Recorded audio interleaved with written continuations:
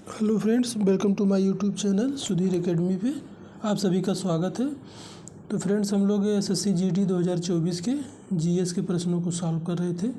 इसी कड़ी में अगला सेशन लेकर आए हैं।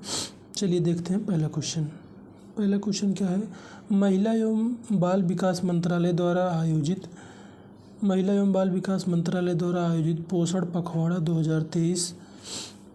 पखवाड़ा 2023 का केंद्रीय विषय क्या था।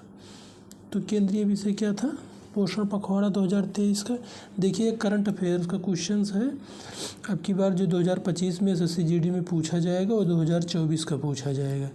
2023 का सब्जेक्ट क्या था, इसको करंट अफेयर का क्वेश्चन है, देख लीजिएगा।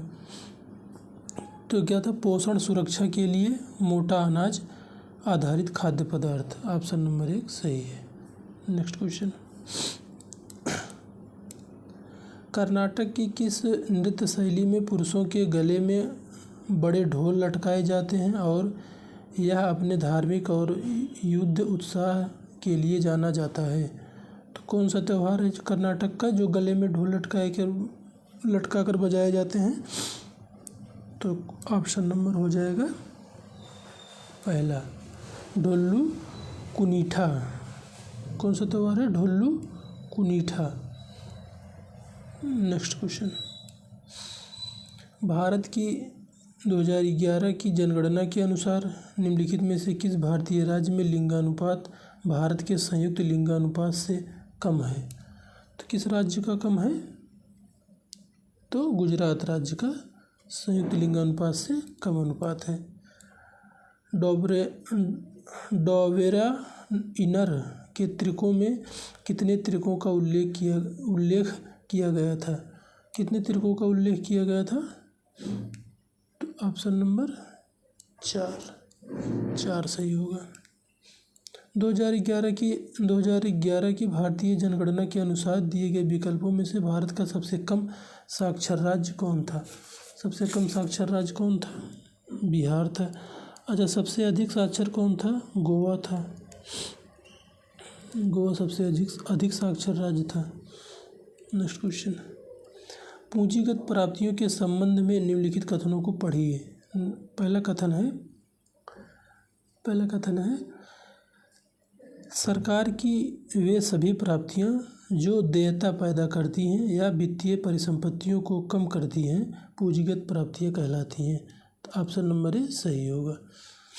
नेक्स्ट, तो दूसरा कथन क्या है, पूंजीगत प्राप्तियों की मुख्य मदें सरकार द्वारा जनता से लिए गए ऋण जिन्हें बाजार ऋण कहा जाता है, सरकार द्वारा रिजर्व बैंक, व्यावसायिक बैंकों और अन्य वित्तीय संस्थानों से राजकोषीय बिलों की बिक्री के माध्यम से लिया गया ऋण, विदेशी सरकार और अंतर्राष्ट्रीय संगठनों से प्राप्त और केंद्र सरकार द्वारा दिए गए ऋणों को वसूली है।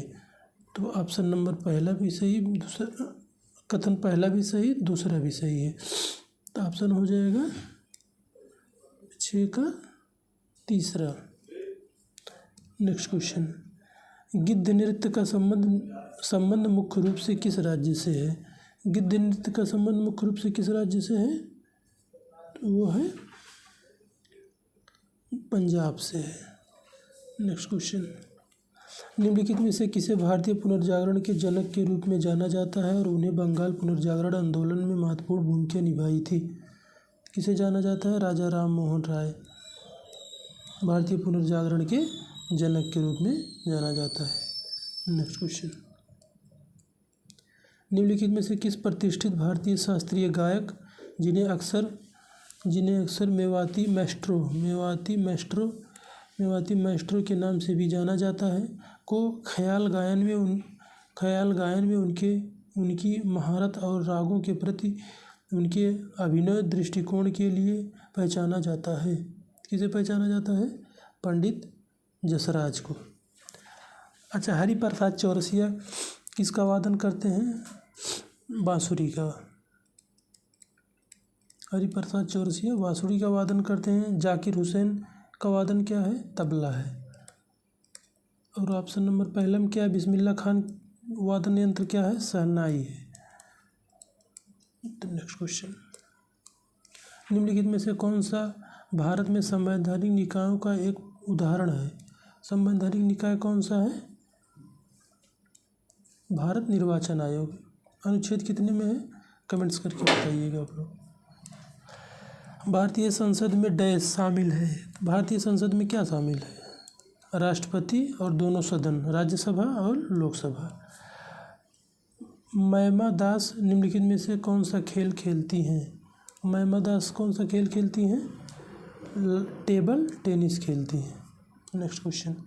हरित क्रांति शब्द 1950 और 1960 के दशक के दौरान मेक्सिको में अंतर्राष्ट्रीय मक्का और गेहूं सुधार केंद्र और डैश में अंतर्राष्ट्रीय चावल अनुसंधान संस्थान में कृषि विशेषज्ञों की एक टीम द्वारा विकसित की गई कृषि तकनीक को कहा जाता है।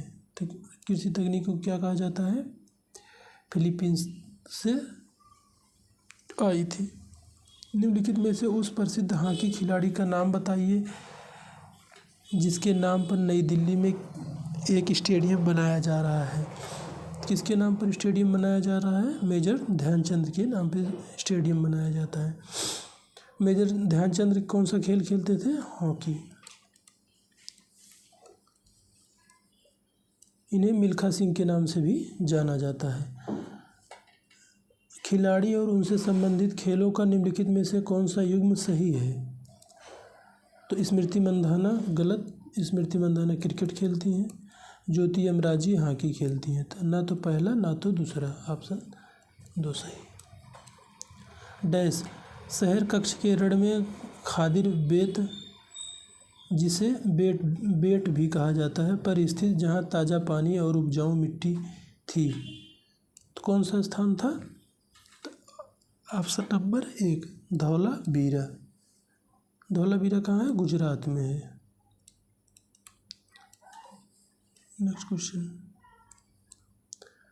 त्रिशूर पूरम किस भारतीय राज्य में मनाया जाने वाला एक प्रसिद्ध मदिरा उत्सव है जो अपने स्मृति जुलूसों और आतिशबाजी प्रदर्शन के लिए जाना जाता है? तो त्रिशूर पूरम किस राज्य में मनाया जाता है? अब केरल में मनाया जाता है। Next question. जुलाई 2023 में माधव अर्जुन को डैश महासंघ के अध्यक्ष के रूप में चुना गया था। किसके अध्यक्ष के रूप में चुना गया था?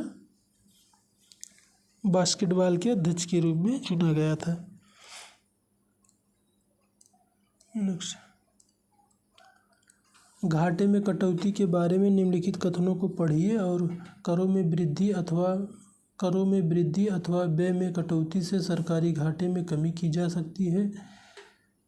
पहला कथन सही है। दूसरा कथन क्या है? भारत में सरकार का राजस्व में वृद्धि करने के लिए प्रत्यक्ष करों पर अधिक भरोसा करती है। यह सभी आय समूहों को समान रूप से प्रभावित करती है। कथन दूसरा भी सही है। तो ऑप्शन नंबर डी, पहला और दूसरा दोनों सही है। नेक्स्ट क्वेश्चन और लास्ट क्वेश्चन। जुलाई 2023 को भारत के विदेश मंत्री एस जयशंकर ने किस राज्य से राज्यसभा चुनाव के लिए नामांकन पत्र दाखिल किया था? किस राज्य से दाखिल किए थे? गुजरात से दाखिल किए थे। Thanks for watching.